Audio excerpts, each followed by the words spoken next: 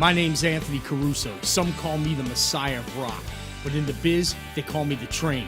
Because you either get on board or get the hell out of my way. I'm the frontman, songwriter, and driving force behind the U.S. rock band 308 Ghost Train. I'm on a mission to save rock music, so climb aboard, buckle up, and hold on as we roll out on the ride of a lifetime and kick the asses of the most powerful force on the planet and take over the music world. All aboard! I'm Anthony. I'm Nate. I'm Angel. I'm Ross. And we are the 308 Ghost Train. Welcome everybody tonight to our show. We're here tonight to introduce to you our new reality TV show, On the Rise. And we're going to talk a little bit about that. We're going to play some songs for you tonight and get acclimated and get to know each other a little bit better. And we're really, really happy that you joined us tonight. First thing I want to say is we want to thank Hoovie TV and all the fellows here at the studio, John and Dylan and Cage and Rob, and we want to especially thank Amanda. Our Amanda, she's been our eyes for our music, for this past few years, and she's really done a super job. But everybody's gotten together, and they're going to lift us up like a rocket ship from Cape Canaveral, Ross. That's right. It's kind of like it's like we're lifting off like one of the Elon Musk's doing SpaceX? SpaceX. We're doing 308 Ghost Train. That's right. It's the same thing, man, except it's a train that can go to the moon. How about that? So we're on this journey with Hoovie, and we're really excited. It's going to take us a lot of places. Once or twice a month, we're going to come on here and do promos, and then every 2 weeks, you'll be able to look at a show on our channel on Hoovie, on WeBeam TV, on YouTube, everywhere that's already at. And I'm really, really excited, guys. The second episode got 65,000 views in 3, 4, 5 days. And that was really, really exciting, man. The first pilot, we got 7,700, and then it jumped from there to 65,000, man. I mean, you just can't be unhappy about something like that. Yeah. Now, Nate, you and me been on this journey in the band together the longest. Amanda's been the only one that's been here a little longer than you.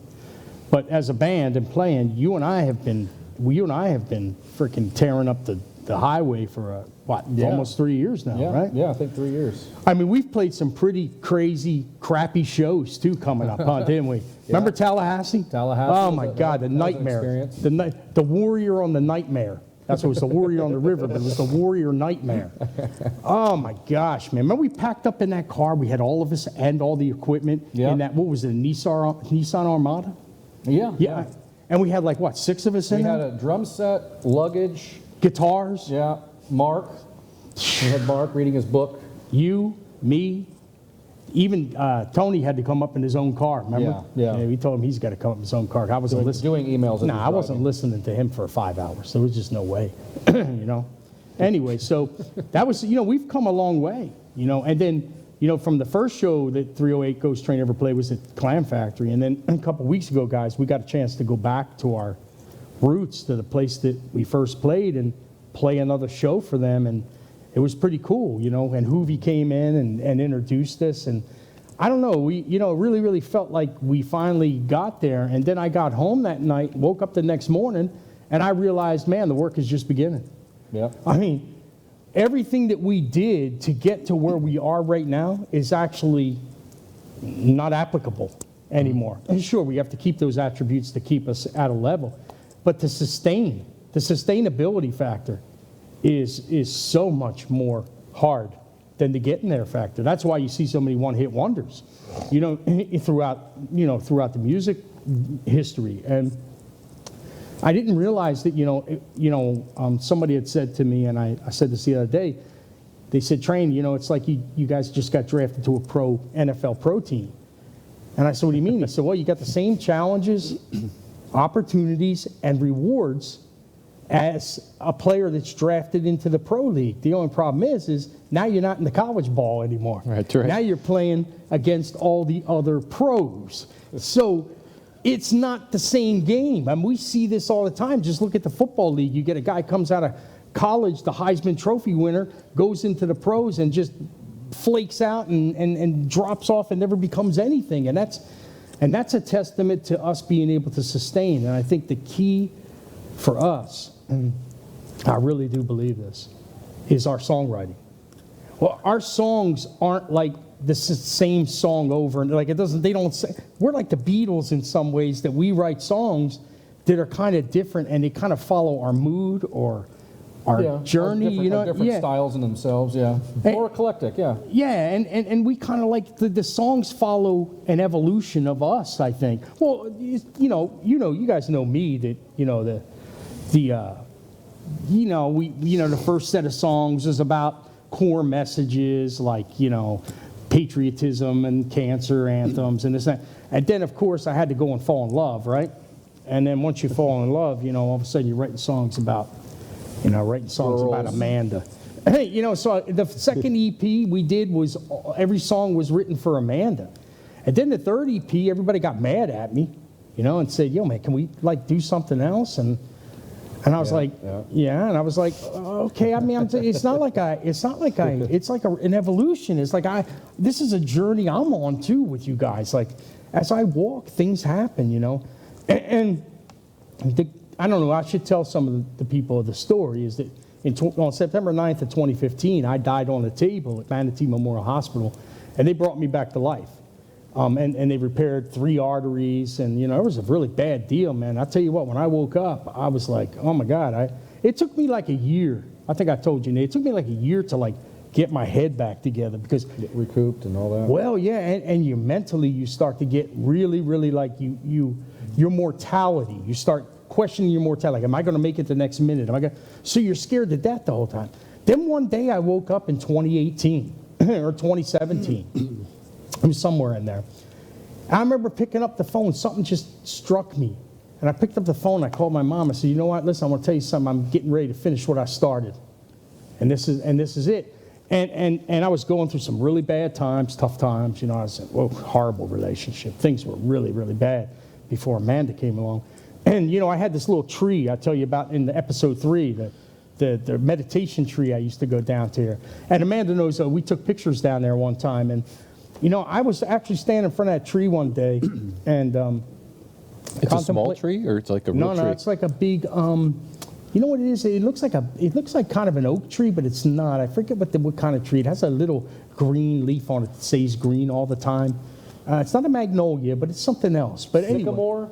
I don't know. Okay, I don't want to get into I don't want to get into being an arborist right now. But anyway, so I'm looking at this tree, and instead of sitting down underneath it, I'm looking up at that branch. It's got one of those branches that's like this going across this way, right? And I'm looking at that thing, and I swear to God, I said, man, if I had a rope, I'm going to get a rope. I'm going to put that where I'm done with all this. And I had a choice at that point. And I decided to go back home and just think about it. Because, I guess, as worn as I've been, I just held on. And I went to bed that night and woke up with that song at 5:30 in the morning in my head. I mean, the chorus of that song was playing in my head. And I was like, wow. And I got really excited and ran to the room, and the rest is history, And that's the song that sparked, the locomotive that's driving the 308 Ghost Train. So that was our first. That was the first. It was the first song I ever wrote. There's some other milestones, and we're going to talk about those tonight too, Nate, because you and I have a milestone between that song, the first EP, and Bleed Over Me, which is where things really got interesting. So I got a pizza. Yeah, you got a pizza and beer that night. You got pizza and beer. Yeah. We're going to tell that story next, but we're going to give you a little song right now. And what we're going to do is we're going to talk about some things, and then we'll play some songs and keep it kind of lively and interesting for you. And so we're going to play Love You More. And this is a song I wrote for Amanda. I was sleeping I was getting ready to record. Chip Martin's, we work with Chip Martin. He's our kind of co-producer guru. Great dude. And Nate couldn't make it, and the guys couldn't make it to the studio during that second EP. And so I'm sitting in a hotel room at the Holiday Inn West End in Nashville. And I wake up at 3 in the morning, and I got this song in my head. And I was like, wow, it blew me away. I ran downstairs trying to get coffee. Of course, that wasn't open. So I came back upstairs, laid down, tried to get it to come back to me a little more, couldn't sleep. And I remember looking at Amanda, and I said, honey, I said, I got to go write this song. I said, and she looked at me, she opened up her one eye, and she was drooling, and she had her hair all over the place. And she said, what? And I said, man, I said, I can't believe it. I said, you did it again. She said, what? I said, just being you. And I ran down there and I wrote this song, Love You More. And I got into the studio, and Chip said, what's up, man? What's going on? I said, dude, forget it. Drop everything else, and we're going to cut this one first before I forget it. I said, and then we'll move on to the rest of it. And I'll tell you what, that's a great EP. We have 5 great songs on that EP. Oh, yeah. So we're going to give you, here it is, Love You More.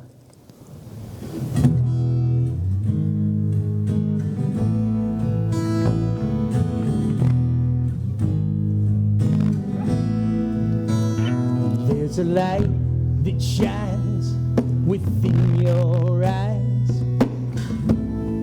It lets me see my way.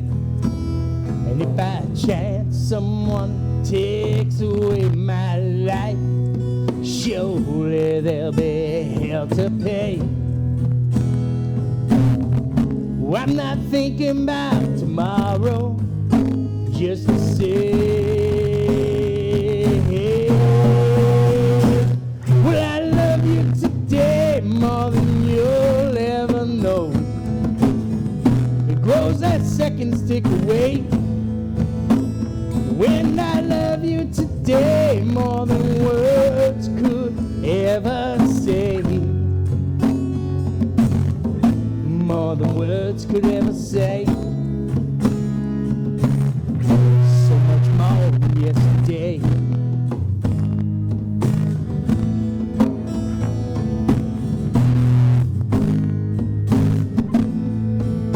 Where there's a warmth in your tender touch, it makes me feel so alive.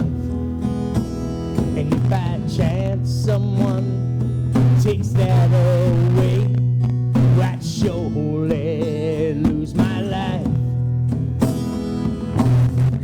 And I'm not thinking about tomorrow, just to say,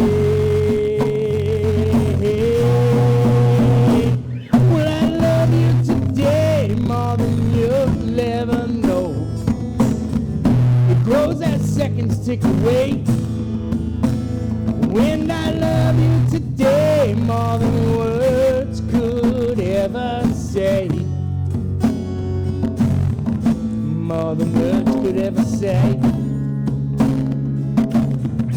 so much more than yesterday.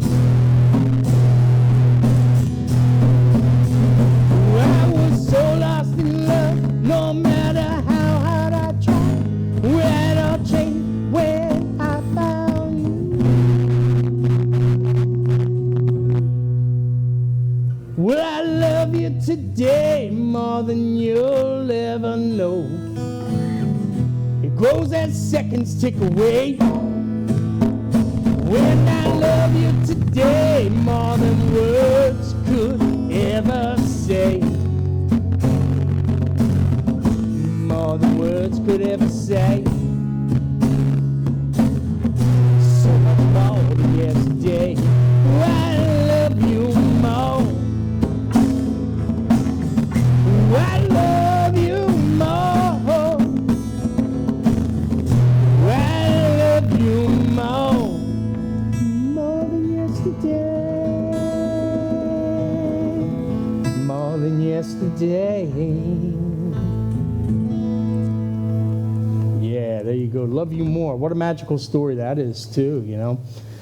So, continuing our journey, you know, talking about how we, you know, came to be here today, 2 years and 6 months after the first release of 308 Ghost Train, 21 Guns and a Million Tears on Memorial Day of 2019. That was a pretty interesting, it's been a pretty interesting climb since then. And as we moved down, Nate, you know, of course, Amanda came along, and in the beginning, Amanda was, you know, was just kind of like, I don't know, she was just, you know, just our videographer, photographer, and then something happened, and I fell in love with her, and I don't know, you know, she started doing things that were like kind, like she'd text me and say, hey, listen, the one guy, remember that guy who was taking pictures, the Dave guy, he was at the, you might not remember him, anyway.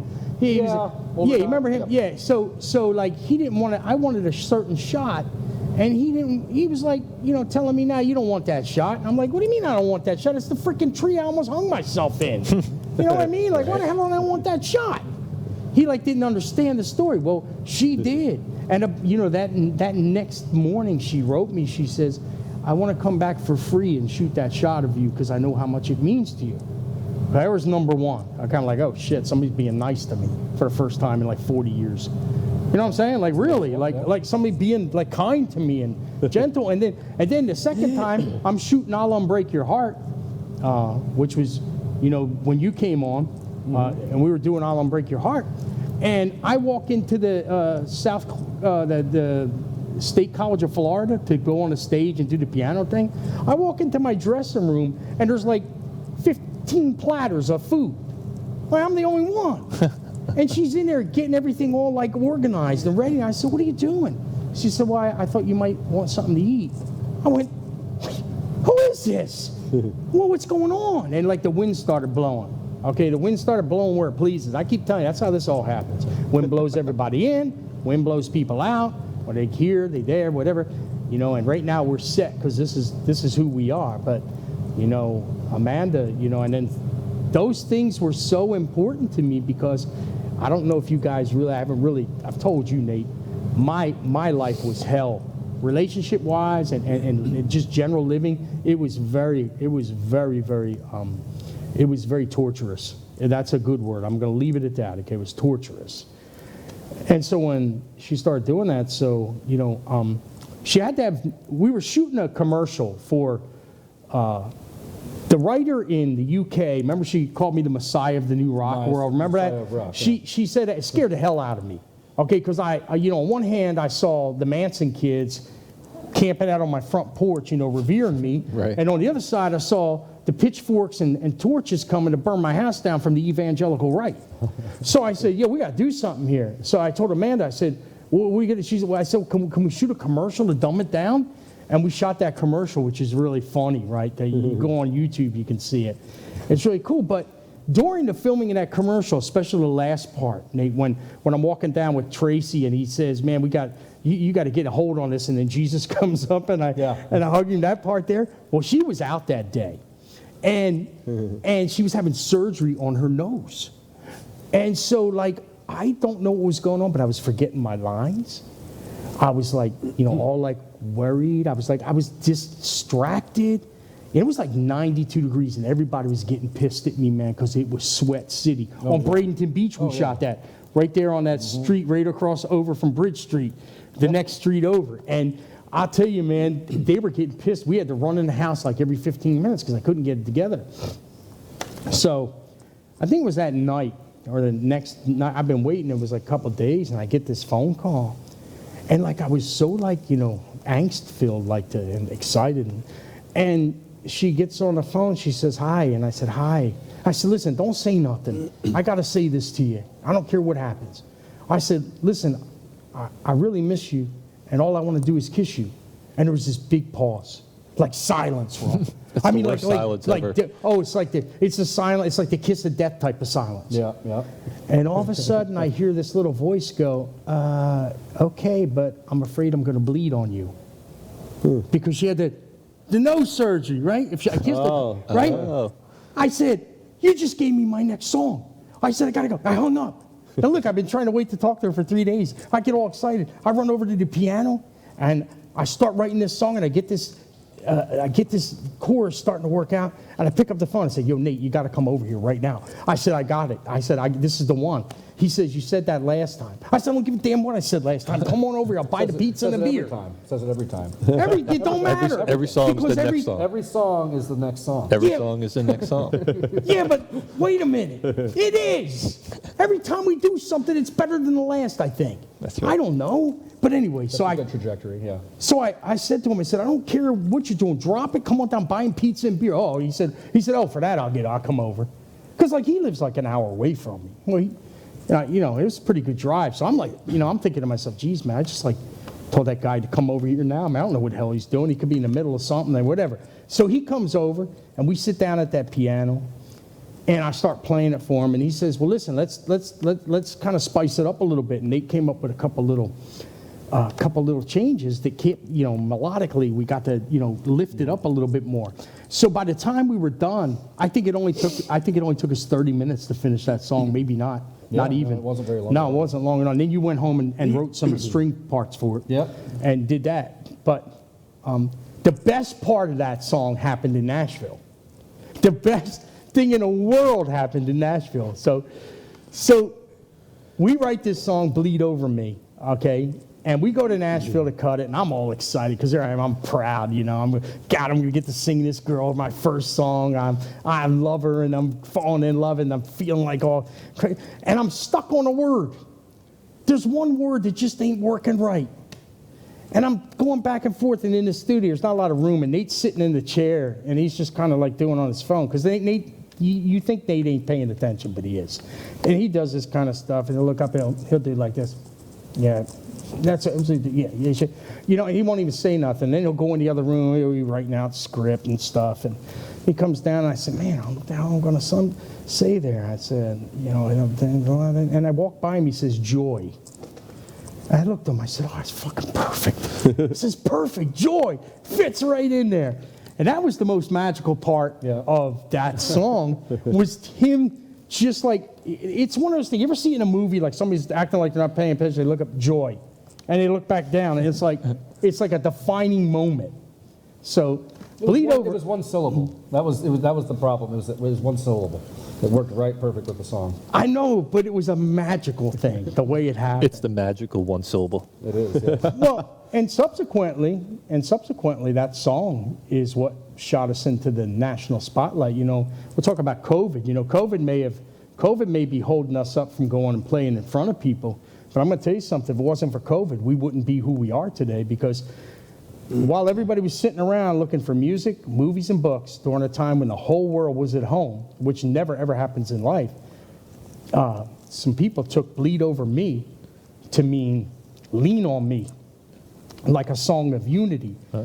When it had nothing to do with that, but I wasn't going to say it, right? Because it brought 12 million people to listen to it. And from those 12 million people, Universal took that song and put it out. We were on Universal then. We got on Universal because of that. And what happened was 38 or 40 million more people came back around and listened to all the other songs very nice. that were out. And we hit 50 million streams. What was it, 9 months?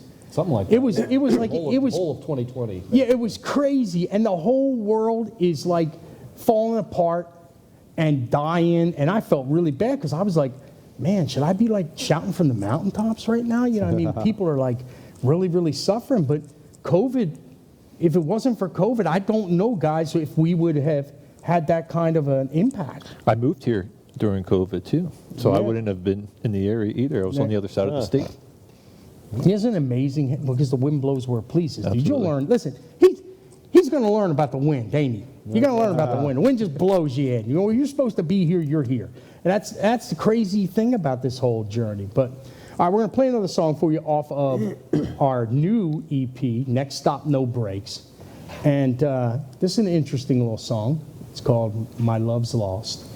And I wrote this with Jacob Gann, a kid that I had met about 10 years ago. And every EP, I like to give a songwriter who is just, I see a song that I feel, and give him a chance. I think it's something good that we do too, because independent artists are a community. You've got to kind of vibe together. You've got to come up together. You've got to embrace other people. You can't go it alone in this deal. It's a big artist. 308 Ghost Train is the accumulation of every small town that we've stepped in, and I've shaken a hand or kissed a baby or whatever, from here to South Dakota, over to Pennsylvania, all the way back. That's what it's been, so it's a great thing. So I think this is going to be it's a pretty big radio song for us right now. It's being played on 95 stations across the United States. So here it is, My Love's Lost.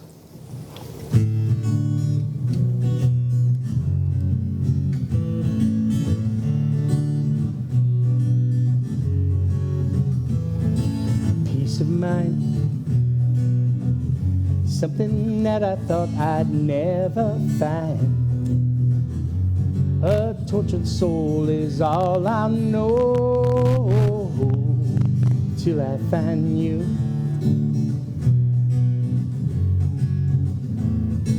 Happiness, something that I thought just won't exist. It's something that I'll never know till I find you.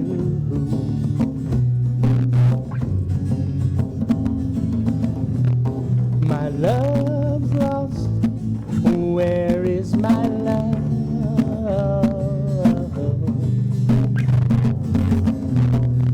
Did it exist just once upon a time long ago?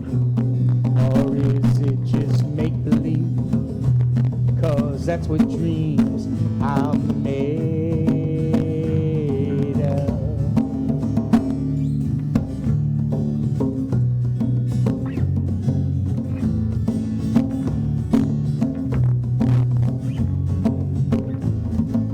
Hope and grace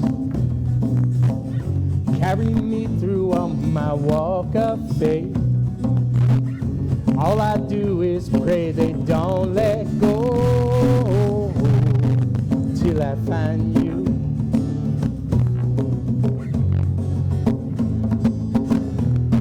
My love's lost, where is my love?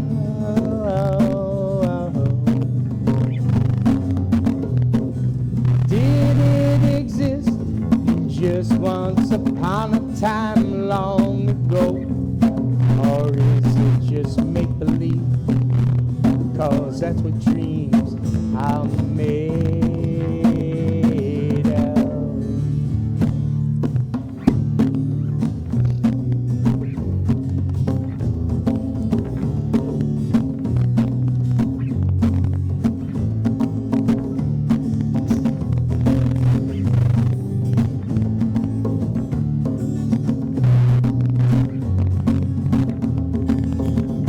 Don't blame yourself for trying to find your way, 'cause everybody finds their way someday, so they say. Peace of mind, something that I thought I'd never find. A tortured soul is all I know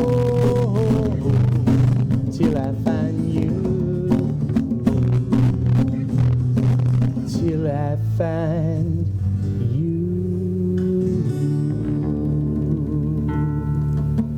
Yeah, my love's lost, man. I dig that thing. You know that? It's fun. It's a fun little song. It's just such a, what do you call, like a catchy melody, huh? Yeah. I'm on my, shot. The full version of the studio version, where you can check out on YouTube, I think, right? Yeah, well, you can see the Yeah. video. It The has- video. Yeah, has a bigger orchestration. There's Oh some yeah, strings in it, we have flute part. well, we should tell everybody about, we've talked about Chip, we should talk about Will. Will Hutchins, yeah. Will Hutchins is he's our keyboardist and strings, and he's part of the band too. But of course, when you're traveling, it's a lot easier to come up with a smaller troupe than to bring all 6 guys on. But we're hoping that soon, when we go on a world tour, that all 6 guys will be on stage, which will be, Angel will be very happy about that, because then he doesn't have to carry all the guitar parts. I'm always having to listen to that, because if he's got Will and he's got Chip, Every guitar player. I never said that. yeah, if he's got Will and Chip, then he can do a lot more, and he'll feel more free to get into what he's doing. And I understand that, but for right now, you're gonna have to carry the load, brother. Sorry, bro. okay. Yeah, so I mean, I have to play all the drum parts, so Yeah, you don't have like an option to another drummer. no. Oh, what do you want us to do? Like the Outlaws and bring 2 drum Two sets drum in? sets. No, I'm not going to do that. Nah, man, I ain't going for that either. Too much tension. So the songs have really evolved as we've evolved, and COVID was an interesting thing, and it still is, because even though it was such a great thing to launch us, it's been such a detriment to our tour. You know, and the reason that's been, and we want to bring you all up to date, is that we have a couple great booking agents, you know, international booking agents. The problem is that all the tours are consolidating now. We talked about this tonight, Nate, that like now it's not just like Def Leppard with like 4 bands and then Motley Crue and it's Def Leppard, Motley Crue, Poison, Warrant. They're all together. So now we're the opening. Where we were like number 2 on the opening list nationally, we've dropped down to another like 15 because those 4 or 5 bands are taking up the whole bill because they all were promised those gigs the year before and got canceled. Yeah. So now all this, you know, this makeup stuff is happening. So Plus a lot of the cruises, there's a lot of rock cruises going on right now too, and they're consolidating. No, you know, everybody's doing that, and that's not helping us either. But you know, I mean, if we got on one of those cruises, it would be cool. But it's so hard because of the lineups. You know, hey, look, we're not world renowned yet. We're on our way. You know, we've built a pretty damn good fan base for being an indie band. You know, we're pretty much our own label. You know, we're 308 Records. 308 Records is our label, and you know, we do everything. You know, we write the songs, we pay for our albums, we pay for our promotion, we do it all. But we've taken this band to a pretty cool place, in spite of all the obstacles we've had in front of us. You know, and COVID has just shown itself, I mean, I guess, to be an ongoing detriment now. Like, we're excited to get out there and play in front of everybody. Yeah, right? with every new variant, maybe we can write a song. You know, I'm so exhausted by it, man. I'm exhausted by the variants. I've had all 4 of them. And you know, like I'm still here. Like You have 4 of them. I've had them all 4 or 5, whatever they got. You know, He is actually, COVID. I named my Wi-Fi, my house, Omicron. So, you know. Well, wait, but that's old news now. Isn't there another one now? No, man, yeah, I got to update it. I got to update it now. I got to change Yeah, the I name. mean, it's something else. So, you know, like, I've just given up. I've stopped washing my hands. no, you know, remember back when we were kids, man? We were don't playing in the shower. dirt and freaking with lizards and freaking, Oh yeah, you know, drinking from the hose and it had pesticides hose, in it. right? And, yeah, I mean, the It grass. had- definitely didn't have any long-term effects. No, well, you sure? I don't know. We'll talk about that later. Let's not talk about that on air. But anyway, You know, it's funny, even if we didn't have COVID, what's the chances of Hoovie finding us? You know, like each step kind of led to the next sort Yeah, of it's like a chain thing. reaction, Right. right? and let me tell you an All we interesting. needed was a worldwide pandemic. Yeah, you know what? And was that boost. you know what? Listen, and the wind blew where it pleased. It blew a pandemic right in and blew the 308 Ghost Train right up through the roof. COVID particles, right? Around, Well, and then now we're. You know, I'll tell you, there's an interesting little, you know, you want to talk about the trajectories and how things went. Well, that's true, what you say about COVID and everything. We wouldn't have got on the radar. But I'll tell you, even a smaller, like there's little side roads. You know how you have the alleys to connect the streets? Right. Okay, there was a little alley that was interesting. Okay, so you guys all know Dan. You know, he's our buddy and he's our partner, and he invests in us, and he puts listen, that guy puts his money where his mouth is. He believes in the 308 Ghost Train. He bought us a tour bus. And he drove the tour He bus. drove the tour bus to Savannah. You know, he's a contractor, so he does great work. So our inside, It's a fun trip. so we bought the stuff to put in it, and then he put it all in and got it all fixed up. And of course, Amanda and I had it painted. Me, Amanda, and Mom and Rob. We have to give them some credit too. They came in and everybody helped get it painted because that was an expensive thing. But it's cool looking, ain't it? Jet black and everything. But from Dan, okay, came this friend Frank Maggio. And Frank owns Super Squares. You know that little Super Squares that I go on and I sing that. Okay, so last year they had me on Super Squares, and I do, you know, a couple Sunday games. And last year they asked me, I was honored, they asked me to do the Super Bowl halftime show on Twitch channel, which was pretty cool. Right. So I went there and I did the Super Bowl, and man, the people there loved this. We gained about 400 or 500 new fans from just that Super Squares thing, you know, and it was pretty cool. Well, so fast forward a year later, Frank's still, you know, I was going down there and doing stuff, you know, just working with him, and you know, singing for the people our songs, and he turns me on to this guy Mike Rickard. Mike's the guy we played for at the radio station. He turns me on to this guy Mike Rickard, and so Mike says, "Yo, dude, I love that Santa bought a yacht. Can you come over on this, my last show before Christmas? I got to have you on the show. Can you guys come? I said, well, I called Angel. I said, well, I don't know. Angel's the only one available. I said, me and Angel can come do it. I said, I wasn't going to drag all you in there because, you know, it's too small and everything. So me and Angel go down to Ferg's in St. Pete. You know, remember the day, and we get on the radio live on 95, what is it, 95 I think you're skipping the part where you guys started drinking before you got on the radio. I okay, think you're let me skipping skip- that important Okay, so part. let me important. So me and Angel get there a little early, and of course, There we go. and of course, Yeah. the beers were flowing, and so was a little bit of the food. Well, we had the smoked fish dipped, Angel. Yeah. That was good. That dude. was good. And the wings weren't bad either. Beer. Well, Fish and beer is like, dude, yeah, that's dude, a- listen. I think we must have had 3 each, and listen. I wasn't holding back. I had the heavy stuff. Oh, you had the heavy. Oh, You yeah. didn't have your Bud Light. No, Water. Michelob Ultra, no Water Michelob with Ultra. some, No, I had yellow. What did we have? Blue Moon or Shock Something Top like or that, what? yeah. Something like that. Yeah. Well, you know that It's stuff one of hits those me. oranges beers. Yeah, and look, when you start hitting me with that heavy beer, it don't take a couple. I'm feeling good. Well, I guess I got a shot of courage, man. I got up on that radio, and of course, I sung my heart out.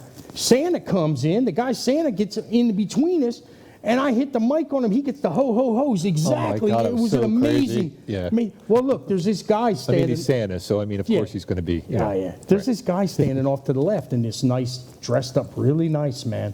And I kept looking at him. I said, man, who's this dude? I said, I must just be a fan, right? We get done doing our set, and the crowd's going crazy. And me and Angel get up, and hell, we think we're going to go get, listen, I didn't want to tell man about it. Me and Angel were going to drink some more beer and get some sushi. Oh, We yeah. saw the place, we found a place, so we had to go get some because I was hungry, man. After I sing, I get hungry. Amanda always gets mad. She says, well, she took me to dinner tonight. She said, well, we're still going to have to go eat on the way home because you're going to say you're hungry. I said, well, probably. So we That's what's get good up. about Waffle House, right? That's Yeah. the- Waffle House is the post-gig place So- to be. Arby's, so- Taco Bell. Shout out to Waffle House, man. Yeah. So let me tie this story down. Let me tie this story down. So Angel and I are finished. Santa's all excited. Mrs. Claus is there. Mike Rickard's jumping up in the seat, going crazy. We stand up. I turn around. This guy's standing right behind us, and I go like, double take. And Angel goes, whoa, like that. He's like right here, boo. I turn around and he says, hi, I'm Roger Warren from the Hoovie TV network. I'm going to talk about you being on our network. And I said, yeah, okay. We were just coming off that Y Networks thing, remember? Yeah, Those yeah. guys in New York wanted to sign us to this 360 deal. It was and Angel looks at him and, he's like, yeah, you can talk to him about that. I said, oh, gee, thanks, Angel. Appreciate you telling the guy you can talk to me about that. But it was funny the way he did it because I could tell Angel was like, I don't know if I'm ready to hear all this right now. Whatever. But it turned out That was to the be, beer talking probably at that well, it turned out to be Roger Warren, the CEO of Hoovie TV. And within 2 weeks, we were signed to a 5-year deal.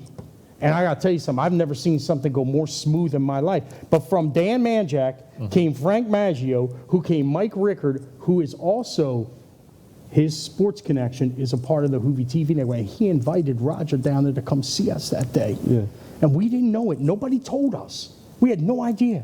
And from there came Hoovie TV. So it's like, wow, 25 years of us trying to get somewhere took 5 minutes. Yeah. 5 minutes of our 25 years. With Santa. But it's like you said, Ross, all those Santa things was that there. happened, that led up to that, made us what we were perceived to be very marketable because we had built that fan base. We had built those plays. I mean, people were amazed by the fact that we have 50 million streams. We have 183,000 video views on YouTube in the last 4 or 5 months. In the last 3 months, I think it's been 70, 80,000. It's crazy. Things are just starting to really, Spotify, we've had over 600,000 streams. And it just keep on and on and on. And people come and they just can't believe what we've accomplished with us just being us. And I say, well, it's not just us. It says it's us and the ghost. Yeah. I said, we're doing our part, and the ghost is just the wind's blowing where it pleases, pushing us right up. And as long as we keep doing what we're supposed to do, we're going to hit the top of Mount Rock and Roll. I mean, listen, this isn't an if story. This is a when story. Okay? This is a story about when is the pinnacle? It's already, the climb is already, the ascension is already there, and we're very proud of that. But, that little alley, see, you know what that alley did? That long road that we were talking about that was happening, that alley was a shortcut over to the interstate. Right. So that alley took us on a shortcut. Those 4 people shot us right to the interstate. Now we're doing 95. That happened to me tonight with the traffic. I took a little alley, got here about 20 minutes faster. Well, thank God, because you were late already. I know. Good God. Now we got to get you back on the green screen over in another location. If I was on time, I wouldn't be a good drummer. I think there's a problem with that there. I don't think that's going to work. That explains it. No, I don't think You that's got to gonna be in time to be a good drummer. You can't miss a beat, dude. Now, listen, dude's like a clock, though. I can set my watch by him when I'm on stage. That's one thing I don't worry about, because I know the whole show will be put together because the 3 of us rely on you. That keep that engine running. To keep that heartbeat, right? And you do that. Well, so that little alleyway led to where we are today. And, I don't know about you guys, but I'm not only excited, I'm a little nervous. I want to make sure that whatever it is we do now, of course, we got to bring our A game every time we do it. I mean, it's not, we're in the pros now. That's right. Like every time we take the field, everybody's watching. Everybody's waiting for the mistakes. Everybody's waiting for us to fall. I don't know why people do that, but it seems like misery loves company. Yeah. I don't know why people are like, got people that are they build you up, and then all of a sudden you get there, and all of a sudden those people don't want to talk to you for some reason. They're upset, and then you find out it's because their lives aren't going, the way they want them to. But that's, that's not our fault. But I feel for people like that. But you know what? Then all of a sudden people come back around and say, you know what, man, let me jump on something. Because 308 Ghost Train is not a band, okay? 308 Ghost Train is a movement, okay? This is far beyond music. This is about people, attaching themselves to the songs, and those songs doing stuff for people, whether it's to get them through a day, get them through a moment, get them, whatever it is, man. How many times I've gotten letters and things that have really humbled me. Nate, you and I were talking about the episode the other night, Warren, episode 3 of On the Rise. You can see it on YouTube. And that's a really, really deep story that we already told. So you go over and watch that, because, man. It meant a lot, It meant a lot even for me watching that video. I've served too, and just watching some of the people that you had come and honoring them. It was very touching. Well, what was the most touching was, and I haven't been able to really get into this with you guys because I haven't seen you or talked to you much since that episode. But man, I must have got 150 messages, texts, emails, altogether, just altogether, people just my God, tears, people saying this, that, uplifting us, telling us how awesome we are, telling us about, I think that story made that video and that song so much more, because the story that came with it and the people that we brought in, those are our fans. Right. We did something most people don't do. We involved our fans and the people that came, that were affected by those things, and put them in the TV show. Right. And we're getting praised and hailed by that by lots of people. So I wanted to share that with you guys tonight. Right. Shout out to Tater. Oh, Tater Coker, man. Coker's Bar and Grill. Shout out to Tater. Shout out to Tater. Joe Dove for coming in. Tater for president. Tater for president. For mayor of the Diddy. Mayor of the Diddy. That's mayor right. Of the That's right. Diddy. Not president. Not Sorry. president. Mayor of the Diddy. Mayor of the Diddy. But then, you saw my buddy Taco, Jeremy Stillwagner. He lives in Texas now, but you saw him, and he's a great man. He loves 308 Ghost Train. These 2 guys, Joe Dove and Taco, both have come to me personally, and I'm gonna go ahead and put this out because I think it's important people know, and have told me that because of our music and what we've done and how we've created this movement and the effects and the things that we are doing now, they've changed their lives. Joe Dove says it helped him to seek help for his PTSD, and he's now a better person for it. Taco said, man, listen, it's because of youth, and I'm where I am now. 2-3 years later, listen, I'm saying this. These are people saying that because of, certain things that we're doing, that they're finding strength and the ability to rise up. Mm-hmm. Man, I'll tell you, that's that's honorable, dudes. So Train, where did Little Misunderstood come from? Where did that song come from? That's got to have a story, and I've never actually asked you. That's a good question. I was going to ask the same thing. Were you going to ask me that? Yeah, I mean, I was looking for the perfect time. Let's go ahead and throw Amanda under the bus. Anyway, so I was done. I thought I was done writing songs about Amanda, and I had to write if I had to live without you was the last one I thought I was going to write, because I said, tomorrow never comes, I want to leave this world with a love song that I think could be in the top 100 someday. And I thought that song, but when I wrote it and I did it, I said, wow, man, this is really powerful. I think this is going to be the one. So I said, man, good, I'm done, right? I'm coming home from rehearsal in Lakeland at Steve's place, Johnson, the night, I don't know, Dave was giving me crap one night about writing too many songs for Amanda, remember? Right, yeah. Okay, so he's giving me some stuff. She's on a thing mad at me. She's at home. She didn't come to rehearsal that night to film it. And she's home, and she's like, she's trying to debate with me about something, and I'm saying something. And you ever do that with somebody and you realize that you're both saying the same thing in two different ways? Arguing past each other? Or... Yeah, or you're actually both arguing the same point from two different positions, and you don't realize it, and then it clicks. So I'm driving home in that damn Cadillac I had. Remember that old beat-up-ass Cadillac? Good I drove God. it once. That was an adventure. It was like driving a boat. Dude, you took that home, man, from Nashville. It was like driving a boat. Yeah, but it was cool. It was a ghetto cruiser. Anyway, it was definitely a Cheech and Chong deal. It was a Cheech and Chong day. Yeah, we should. So I'm driving home down 75 from Lakeland to Bradenton. And I got this thing in my head, and I go into this. You ever see Edison calls it the alpha space?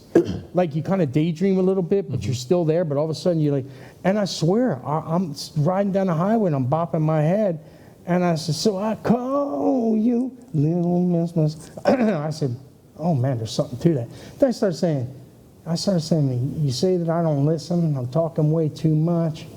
Well, he said, yeah, no, and the words were swirling around. And by the time I got to Bradenton, I had the first verse written. And I walked in the room, and she's laying in the bed, and she gives me that look like that. And I started singing it. So I called, and Little Miss Misunderstood. Oh, my God. So I said, look, that's the last one I'm writing for you. That's it. So anyway. You want to play it? Yeah, let's play it. All right. 1, 2, 3, 4.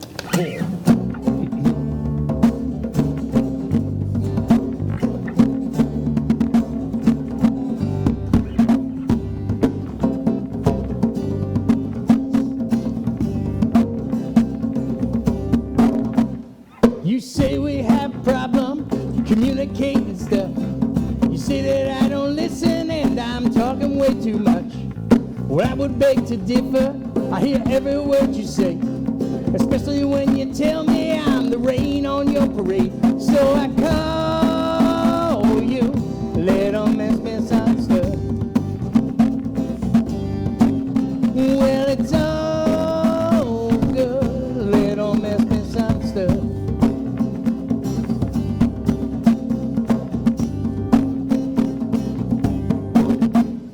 For me the glass is half full, for you the wells run dry. You always say it's bumpy ride when we don't see eye to eye. Let me tell you something, think before you act. Just because we disagree, I still got your back. So I call you Little Miss Misunderstood. Well, it's all good, Little Miss Misunderstood. Yeah, get it now.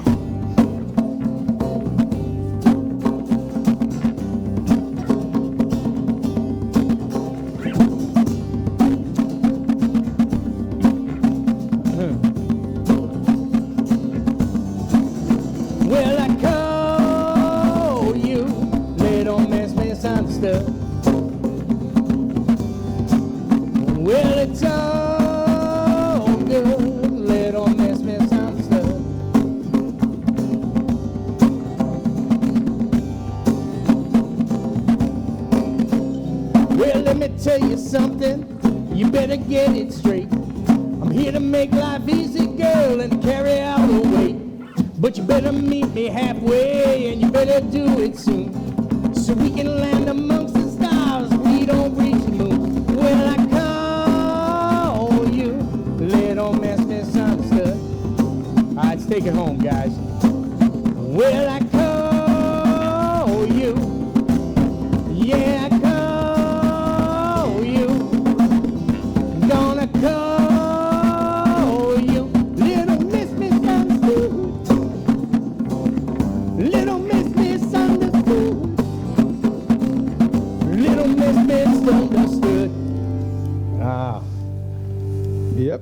What you know what? I got to thank Amanda for not understanding, because I tell you, it's amazing. It's amazing what can trigger an idea that turns itself into.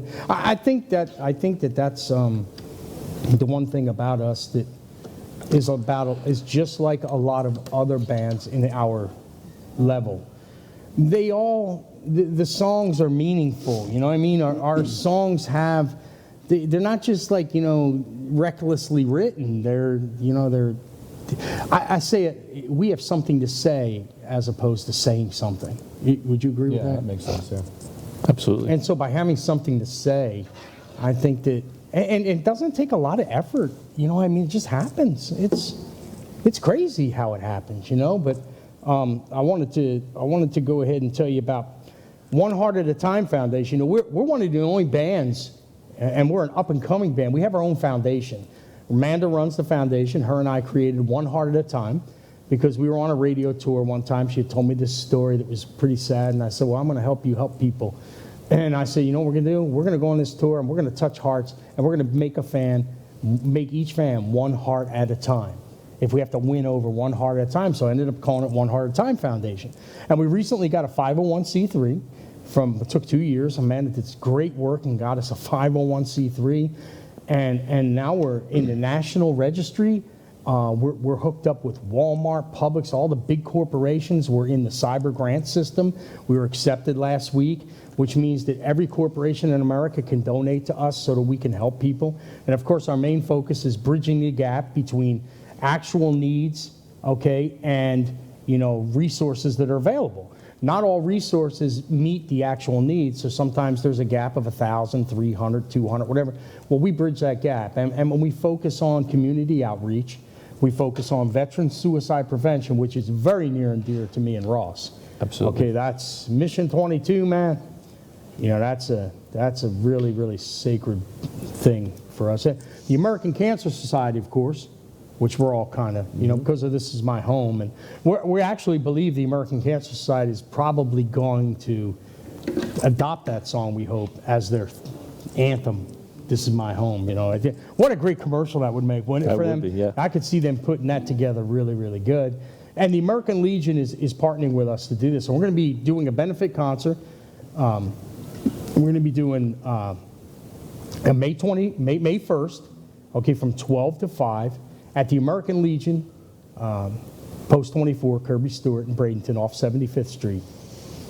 And, it's just, we're going to be playing music for Minnesota, man. We're going to be raising money and having a concert. And right now it looks like it's the All Jacked Up, which is a great cover band out of Sarasota, Bradenton. They're going to be in there. I'm hoping that there's one more. I'm not going to make an announcement with that. Is one more to open the show for them. Then they're going to come on. Then we're going to go on last. And we're going to play about an hour and a half and end it all up. And hopefully we're going to raise a lot of money. Right now we're being sponsored by Walmart, Publix, Danny's Pizzeria, Slim's, Popey's Place, Edward D. Jones. There's a lot of businesses coming on board to sponsor. Waffle House earlier. So We Really? need to hit the Waffle Seriously? House. You know why we need to hit the Waffle House? Because when we're on the road, we stop at those places. Yeah, we do. So I like to do business with people that do business with me. So if I do business with them, I'm going to go in there and say, hey, man, we eat here a lot on tour, so would you like to help out? Well, that's where that cyber grants come in, because they're all the big corporations, and all we do is go tell them that. Say, hey, man, we're on tour, and then they say, well, what are you looking for? And we tell them, well, whether it's gift certificates to raffle off or the $500 sponsor. Yeah. I would wear a Waffle House T-shirt, Yeah. even on stage. With a Buc-ee's hat. Yeah. That's the outfit right there. So the event's called Miracles Through Music for Minnesota. So basically, we want to, you know, there's a couple things that bring people together, guys. Music and food. You know, and those two things will be combined that day. There's going to be great food provided by the American Legion, like a picnic style. There'll be, you know, you can come have a beer, you can hang out. There's going to be great music. So to me, it seems like it's going to be a win-win because it's got all the best elements of bringing people together, and it's for a great cause. You know, so that's what's going on, man. One Heart at a Time Foundation. You can find us on Facebook, and go there and like that page. You can find us anywhere. Just Google 308 Ghost Train. Everything comes up. We're on Spotify, iTunes, 36 other platforms. We've been, we're on in magazines, you name it, radio stations. I think I've done about 150 on airs in the last year and a half. I mean, it's crazy. And we want to thank Hoovie. Yeah, we want to thank Hoovie TV and the crew here, guys, for letting us come on tonight. We're going to come back and see you probably next month, and we'll promo the next episode of what's going on. But tune in 2 weeks to catch episode number 4. We'll see you on YouTube. Thank you so much, and good night. My name's Anthony Caruso. Some call me the Messiah of Rock. But in the biz, they call me the Train. Because you either get on board or get the hell out of my way. I'm the frontman, songwriter, and driving force behind the U.S. rock band 308 Ghost Train. I'm on a mission to save rock music, so climb aboard, buckle up, and hold on as we roll out on the ride of a lifetime and kick the asses of the most powerful force on the planet and take over the music world. All aboard!